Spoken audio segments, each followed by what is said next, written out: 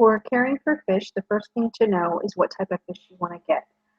The basic, the list of fish that are best for beginners, because these fish are great because they can survive in pretty much any condition. They're not very picky about what water conditions they have and things like that.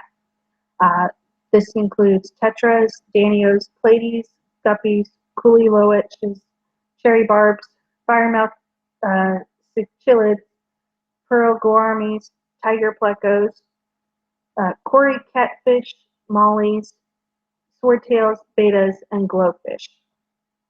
Um, with these, they are pretty easy when it comes to water conditions. The basic things to look out for with their water conditions are to make sure uh, the pH levels are good and to watch out for the other levels. With that, to watch these levels, it's best to use testing strips. They usually come in something like this.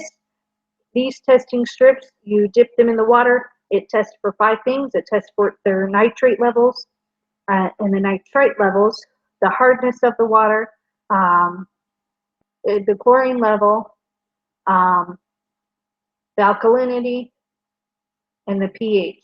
Um, so that way you can know what levels each of those are. It will tell you if the levels are incorrect, and the best thing to do are to use products that you can find pretty much in any pet store that will help correct any of those issues.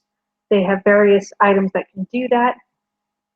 Um, one thing to pay attention to when you're using anything of that sort for water control, for water care, is to know what size your tank is, because the amount you're going to use is going to depend on the size of your tank. As far as having decorations for them, the only 2 things, the really important thing is to look out for if you have a snail or something of that sort in the bottom of your tank. They prefer sand.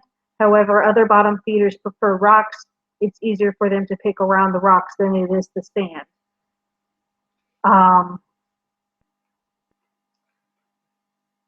The types of, there are a list of different fish foods that you can use for them.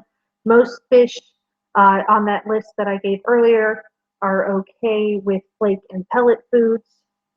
A lot of other fish might like freeze-dried foods or frozen foods. Some people like to use feeder fish. It is highly unrecommended that we use that for a couple reasons. But the most important thing is that usually feeder fish are raised in unsafe environments, and as a result, they can have diseases and parasites that they can give to your fish. Another form of live food would be something like brine fish or bloodworms. Those are really good as extra treats for most fish, and they really do enjoy those.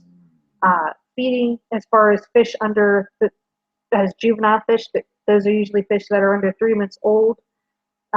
It's recommended that they get about 6 small meals a day, and some of those meals can include any algae that might be growing around the tank.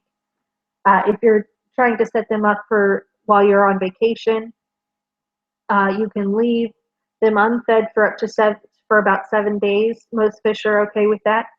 At least smaller fish. For bigger fish, you can leave them